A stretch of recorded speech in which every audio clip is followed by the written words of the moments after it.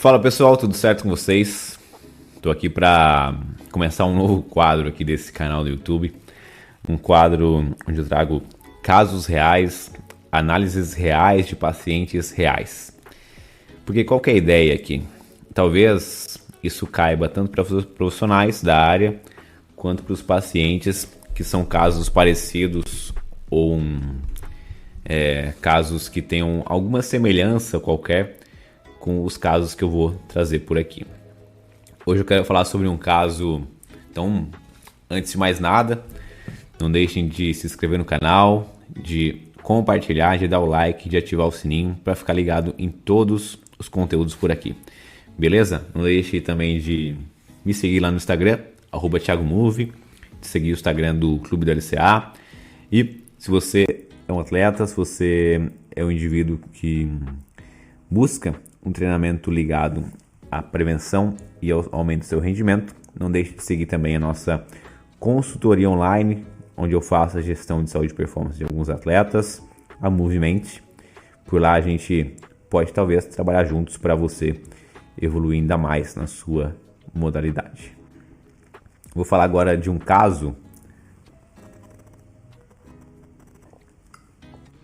de lesão de LCA, um caso pós-operatório tardio de lesão de LCA, e isso vai muito ao encontro daquilo que eu cito constantemente, de que dificilmente eu trato uma lesão de LCA igual a outra, porque existem muitas particularidades que dificultam seguir exatamente aquele programa de reabilitação bonitinho que eu montei lá no início da minha graduação, que algumas vezes eu conseguia seguir, mas muitas vezes eu preciso adaptá-lo. E claro que desde lá eu já adaptei algumas coisas, porque vou constantemente me atualizando.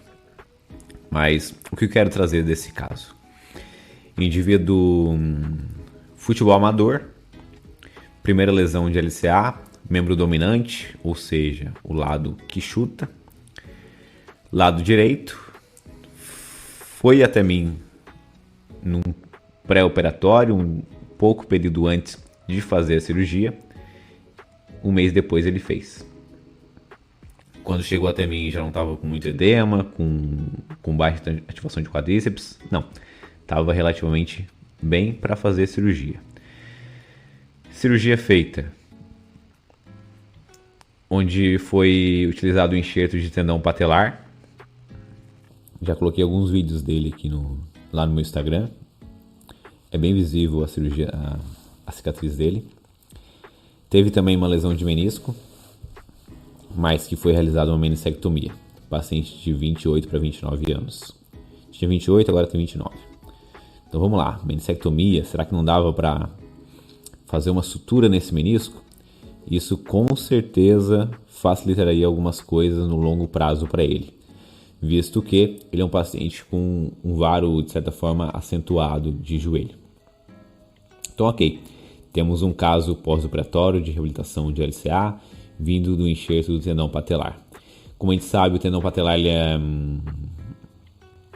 a origem do tendão patelar, ele traz para nós, por consequência, mais dor anterior do joelho, mais dor na área doadora.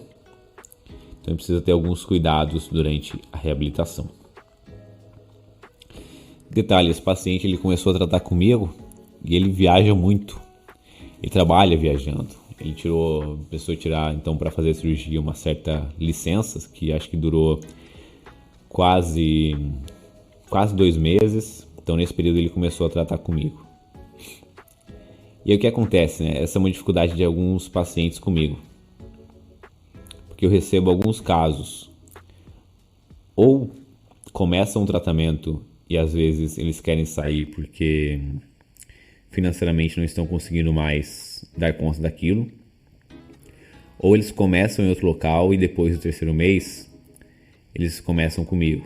Tem esses dois perfis muitas vezes na clínica ou por consultoria. Porque o que acontece? É isso que eu citei, né? Alguns consideram a fase inicial muito importante, e alguns consideram a fase intermediária e final muito importante. Quando pensam em retorno ao esporte, eles buscam alguém mais especializado. Toda fase é importante, tá, gente? desde o início para que a gente consiga ir avançando até o retorno ao esporte. Mas eu tenho um pouco essa dificuldade com alguns pacientes. E ok, faz parte. Por isso que eu elaborei outras formas de poder acompanhá-los durante a reabilitação, inclusive através da consultoria online. Ou através, tem alguns pacientes que vêm comigo uma vez a cada 2 semanas e a gente segue de maneira online também, muito parecido com o modelo de consultoria, e a gente vai reavaliando a evolução. Eu tenho vários modelos para conseguir abranger vários pacientes. Mas ok, ele fez ali quase 2 meses comigo, começou a trabalhar. E aí nesse período que ele começou a trabalhar, ele viaja praticamente durante toda a semana. Ele inclusive fez ainda, se não me engano, as primeiras sessões naquele período, segunda de manhã e sexta-feira fim de tarde, porque era o período antes de ele sair para viajar e quando ele voltava de viagem da semana.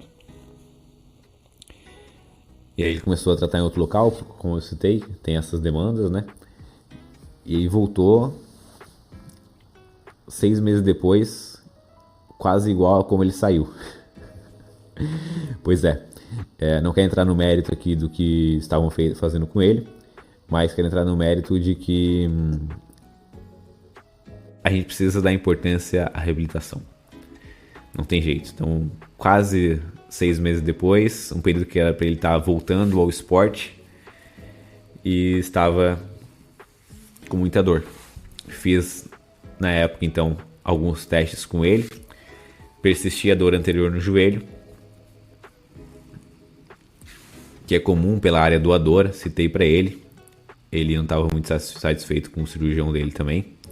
Resolveu consultar com outro profissional, que fez ali os exames. Ok, dor na área doadora. E a partir disso, o que aconteceu, né? A gente tinha ali um caso de tendinopatia. Desculpa. A gente tinha um caso de tendinopatia secundário a uma retirada de enxerto do tendão patelar. E o principal limitante dele era a tendinopatia, era a dor. O que a gente começou a fazer então? Começamos a tratar a tendinopatia. E entrou uma dificuldade. Como eu citei para vocês, ele trabalha viajando, muito tempo sentado, muito tempo nessa mesma posição. E a rotina de quem trabalha viajando é difícil, às vezes, de você não conseguir encontrar um local para treinar, para fazer exercício. E a gente entrou em um certo comum acordo de que na sexta-feira à noite, fim de tarde à noite, período que ele vinha, a gente ia trabalhar os componentes. Inicialmente, né, os componentes ligados à tendinopatia com exercício com um Heavy Slow Exercise, né, aqueles exercícios lentos de alta carga, e progressão de carga feita por ali. E ele iria fazer 2 vezes na semana os exercícios que eu iria prescrever para ele, seja na academia, seja no quarto de hotel. Conseguiu ir fazendo. Tivemos alguns altos e baixos, porque faz parte do processo, mas quando a gente entrou de fato com o Heavy Slow e respeitou a progressão de carga que ele deveria ter feito lá no início, ele conseguiu evoluir bem no quesito força e, consequentemente, redução na dor. E agora estamos numa fase final, a fase de campo. A gente começou então uma transição mais clínica, com trabalho de mudança de direção. E como eu cito para vocês sempre, a transição para o esporte, ela é progressiva e gradual. Então a gente precisa ter isso feito na clínica, com estímulos de caos, para depois jogar para o campo de verdade. Agora estamos indo para o campo uma vez na semana, e ele tem feito os trabalhos de academia com maior foco em potência. A cirurgia dele foi em abril de 2024, nós estamos em agosto de 2025. Maio, junho, julho, agosto. Um ano e 4 meses depois. Previsão de retorno, que estipulei para ele, e obviamente retorno gradual, como citei, jogando alguns minutos, para daqui um mês. E por que eu quero trazer esse caso? Porque eu trouxe aqui a complexidade do caso para entender que cada indivíduo tem a sua particularidade, tem o seu trabalho, tem a sua demanda, tem as suas prioridades,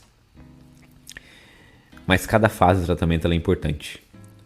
E o tempo, se fosse só o tempo o nosso único critério, quando ele voltou para mim na segunda parte do tratamento, depois de evoluir muito pouco aquilo que ele vinha fazendo, Se eu considerasse só o tempo, iria fazer alguns testes com ele. Olha, teu tempo tá bom, vamos voltando.